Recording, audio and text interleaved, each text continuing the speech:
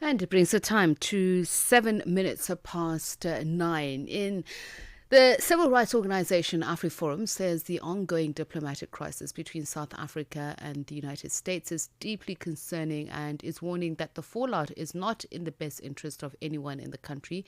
This follows US President Donald Trump announcing that Pretoria will be excluded from the 2026 G20 summit, a dramatic diplomatic move that risks undermining multilateral cooperation and South Africa's global standing. Trump justified the decision on the grounds of alleged human rights abuses against white South Africans, accusations which have sparked outrage in Pretoria, with officials rejecting the claims as false and insulting. We're joined now by Kriel, the CEO of AfriForum, to talk to us. A very good evening to you, Mr. Kriel, and thank you for speaking to us. Good evening to you, ma'am. You're welcome to call me Kallie, and it's great speaking to you. So then let's just first start with the sum total of the press release that you put out, essentially putting blame on the African National Congress. What exactly was the purpose of that statement? What message were you communicating? Well, I think the message is that there are issues that need to be addressed. The situation won't be solved by simply denying the problems that exist or simply saying that it's a result of misinformation. So we really want the situation to be solved, and to do so, we must look at what are reasons that you get these kind of statements from President Trump. Those words that he uses is of course very strong, but to try and counter those kind of statements, then just address the issues. If there is an issue with regard to farm murders, then I think an easy place to start is just for the President of South Africa to condemn the Kill the Boer chant that calls for ethnic violence, and then also have a look at, for instance, Section 12.3 of the Expropriation Act, which creates uncertainty with regard to property rights. And of course, the US, they're vocal about it. But we know also investors from other countries are not that vocal, but they will not invest if that happens. So those issues need to be addressed. And we want to help find solutions. And our statement was, let's look at the real issues and make sure that we solve them. We don't have to be the lapdog of the US or the lapdog of China. We have to act in what is in the interest of the South African people. Okay. And that also means that you try to have the best possible relationship with all parties in the interest of your own people. And So unfortunately, let me jump we are in and ask failing. this question, Kallie. Is it, Yes. are you objecting to South Africa as a government? And there are many South Africans who have called it a misinformation campaign and who've spoken out about it, against it, especially the labeling of what AfriForum has been communicating to the US, and whether it's your words or the extrapolation of the US. But the bottom line is the term white genocide is easily being bandied about.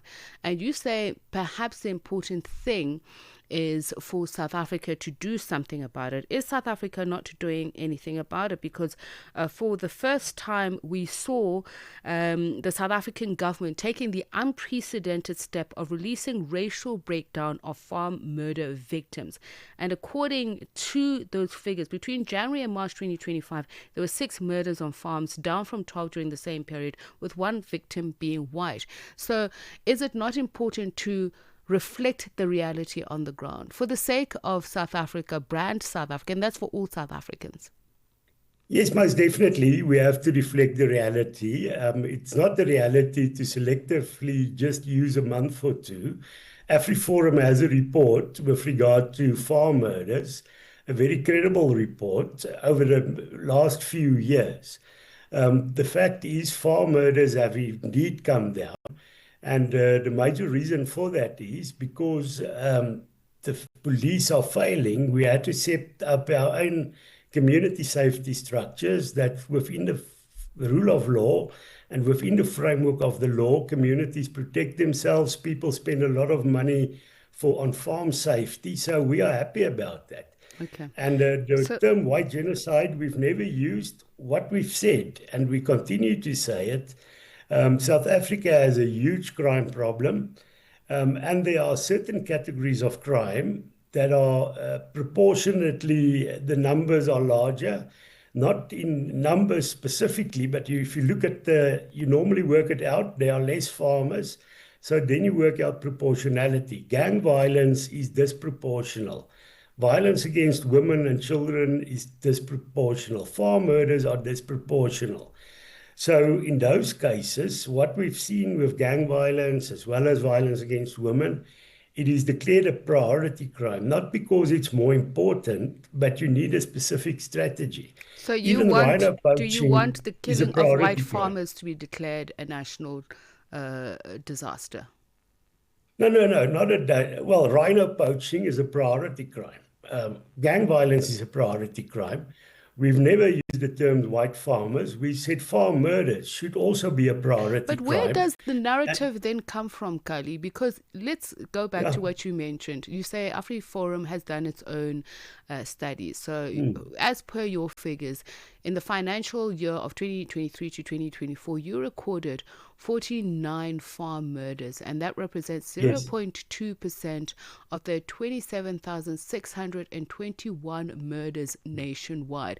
And the narrative, which keeps on being pushed by President Donald Trump to impose sanctions on South Africa. You have heard now how he is going to push South Africa out of the multilateral space by not inviting them to the G20 2026. It is based on the argument that white people in this country are being exacted to violent crime, particularly farm workers. But you yourself are saying that crime is across the board. Is Yeah. it not then your responsibility as AfriForum, who's gone to the United States to raise the issue of farm killings, particularly of white farmers, to say, please correct your narrative? No, well, we've also in our discussions with the US said we don't use the term genocide. What we do say is that 49 is disproportionately high. One can say if the 49 journalists are killed, one would say, well, it's just a few with regard to all the killings. But because the pool of journalists are much smaller, that would be disproportionate.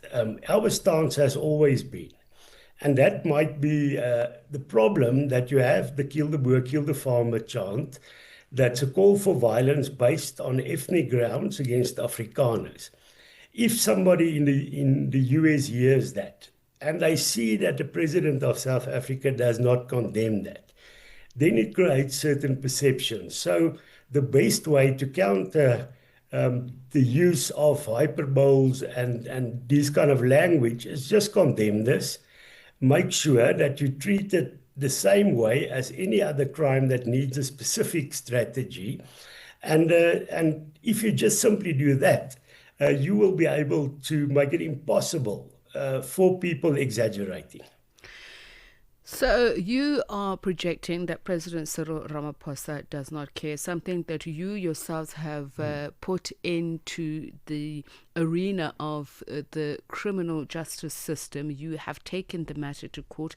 Our judiciary has made rulings on this. But I'll take you to some of what has even been argued by academics and scholars, that the argument that South Africans, white South Africans are pushing that the South African police service and the president doesn't care about their killings, that why shouldn't you then address rural crime through economic integration rather than promoting divisive genocide narratives? Statistics in the South African government. Who's promoting the divisive genocide narrative? You said we're doing it. I just told you we've never done it. No. You should have listened to me clearly, Kallie. I said Yeah, the fact you said, that why don't you do it rather than promoting the divisive genocide? Yes, I didn't say genocide. Kallie, listen to me very properly. I said to Okay. you are saying that South African president doesn't care about the killings of white farmers. And I'm quoting to you an article by Stephen Friedman, who says... Where did I say that? Sorry. I You didn't just say he said doesn't care about You said I that, never Kallie. used the Excuse me. term No, no, white no, no. farmers. Yeah, I never used the term white farmers in any of our campaigns. Never.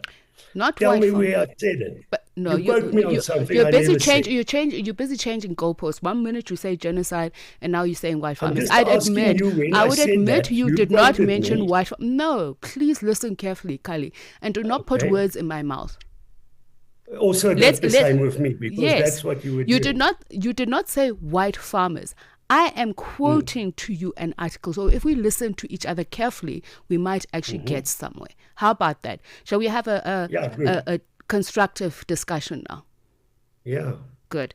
So now he is saying, and I think it's a fair point, that rather than addressing divisive politics, why not address the issue of rural integration, particularly economically? Because we do know that there have been incidents against farm workers, black farm workers, who's also been denied their human rights in some cases. So why don't you get involved in part of the problem, which also leads to crimes? Yes, I agree with you that we should take on the divisive politics. And that is exactly why we oppose the kill the boer, kill the farmer chant, why we oppose the fact that the president does not want to condemn that. In terms of the stance with regard to other rural crime, but just to be clear, so you are busy talking about kill the boer, kill the farmer. Is it not a contradiction in terms? Because on the one hand, you are resolute that President Cyril Ramaphosa must focus on that particular sloganeerism. But yet, on the other hand, you say, no, we actually want to deal with the wider problem of crime. So which one is it? Which one are you prioritizing? Because you seem to be emphasizing on the issue of President Ramaphosa must come out and condemn the sloganeerism on kill the boer, kill the farmer. Because that then you are focusing on one demographic. You said that we should take on the divisive politics, and that is the divisive politics that I'm taking on. If you go and look at what happens on farms, these cases, not many of them that you mentioned, we've condemned every one of them. Garinel, I just spoke to him the week. He's from our private prosecution unit. He's representing a black farmer whose son was shot, and the police didn't do their job. So there's no way that we are divisive in this way. If you go and have a look at our projects, just a few weeks ago, we were involved in the forming of a cultural community network. As part of that, over the past few years already, we have agreements with the Baralong-Buseleka community, the Amabele community, and numerous others, where in rural communities, we have joint projects. We have indigenous goat stud, we have winter wheat, we have vegetable gardens. That is what we are doing in rural areas. So Professor Friedman should also take note of that. That is what we are doing. We're saying we should promote mutual recognition and respect on grassroots level from all sides. Then, of course, Afrikaners should condemn any infringement of human rights on anybody. But at least we can expect people to also condemn it if there are chants calling for the killing. And I have 4 children. I can tell you, one might now have an academic argument, but for them to hear the chant, it's hurtful and it creates fear in the minds of children. And that is what is angering us. And if we take on that, then it would be hard for any person abroad to make these kind of harsh statements. So are you going to the United States officials to say, rather than focusing on one group, one race, why don't you help South Africa or help us to deal with the shocking violence, which you say is disproportionate to certain groups? And if we break down those crime statistics, there certainly you will find one group that is suffering disproportionately in one form of crime or another. You said it yourself. So are you saying to them, can you be a little bit more holistic? Because don't you think that the U.S. behavior is divisive as well in terms of multilateralism? No, we want to be more holistic.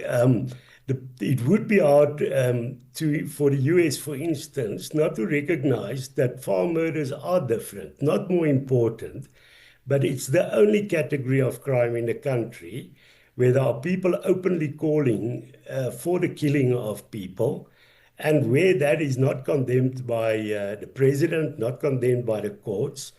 The torturing we are seeing with regard to these crimes are disproportionate. The Just the day torturing before of who? yesterday, somebody was stabbed 79 times. A few weeks ago, a female, boiling water was thrown over her. There are examples of blowtorches being used, electric drills being used to drill holes in an elderly woman's feet.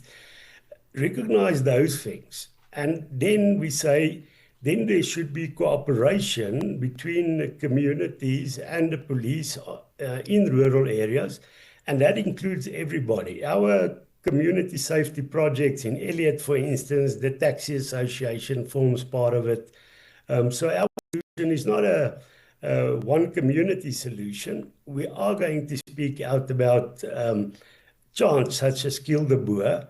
But then, of course, our plan should include everybody, and that is exactly But you what see, we are Kallie, doing. you keep doing the same thing. You keep on going to those phrases of kill the poor, that must be prioritized. Are you going to go to Yes. President Donald Trump and say to him, don't you think that your misinformation campaign needs to cease? Because if you are doing it in our name, if you're doing it to help us, that you need to stick to the facts. I mean, the US itself has, US government officials have put out information saying that they found no evidence. US Embassy putting out a cable in Washington, I think it was August 18 in 2018, saying that there has been no evidence that white farmers are being singled out. You engage with President Donald Trump. You're busy saying President Ramaphosa needs to stop defending, and I see no evidence of him defending it, but you say he must condemn the phrase kill the Boer, kill the farmer. Are you going to go to President Donald Trump, whom you engage with, and say, stop spreading misinformation about South Africa? Well, we have said to the US, we don't believe this is a genocide. Are you going to but tell him to President stop? Trump well, as long as Julius Malema is chanting kill the Boer, kill the farmer, you will have that kind of people outside having a huge problem, and it would lead to those kind of perceptions. That is why we say the best way to stop But this President is the Trump point from that I'm making. saying this, we then have to make sure you are that we solve playing both the sides, Kallie. problem. You are saying no, we're not exclusionary. We believe in tackling, but you keep on bringing up the same face, and you keep on pointing the finger at President Cyril Ramaphosa. But Yes. yet you refuse to take up the same responsibility with President Donald Trump. Why are you being divisive? Now, this is the president of this country is my president. I cannot prescribe to somebody else. The But you go president and of talk to this him. You country sit there and has a responsibility you sit there and you towards have the meetings with him citizens about of what he must South do in South Africa. And if President Ramaphosa has a responsibility, this is the issue. I'm going to continue to repeat. Kill the Boer, kill the farmer. That's the elephant in the room. And I'm going to that's the continue to elephant in repeat, the room Kallie, that you is- are not being Yeah. absolutely You are 100%. interrupting There me. are You some want- okay, let me white listen. You farmer do the refugees interview. that are going to the United States, and they are going there under the guise that they are being persecuted in South Africa. So you say you cannot talk to President Donald Trump, but President Donald Trump has spoken to you about this matter, and that's why he's changed refugee laws to allow white farmers there. I'm asking you a very simple question. Do you not think you bear that responsibility to speak to him? You're saying, no, but he's not my president, but you are in conversation with him. White farmers or white families are leaving South Africa because of that misinformation. You finished because you interrupted me when I was still making my point. So finish your point. I'm listening. No, you weren't listening. I was speaking and you interrupted me. Are you going Can I to have are a you going chance to now? speak now? Are you going to speak now, Kallie? Well, if you give me a chance, I'm quiet and I'm listening. Kallie, let's have a constructive. constructive conversation. You may speak, Yes, please. please. So don't interrupt me, then it can be constructive. Don't speak to me like that. Please don't interrupt me. That's all I'm asking. We don't have time. Are you going to finish your point, sir? Oh, no, thank you so much. No, the fact is, we've said we don't believe Afrikaners should go. We came to the fore already in the beginning of February saying we are going nowhere. Um, so that is our point, and we also tell that to the US. All right. Thank you very much for your candor and speaking to Okay. us. Kallie Yes. Kriel, he Have a- is with AfriForum. It's a civic organization that's come out saying that South Africa, it is no good for the country, the manner in which it is handling matters with the US. And this, of course, on the back of the statement by US President Donald Trump, who has said that South Africa, Pretoria, will be excluded from the 2026 G20 summit because of its handling of what he says of white genocide, the persecution of white people in the country.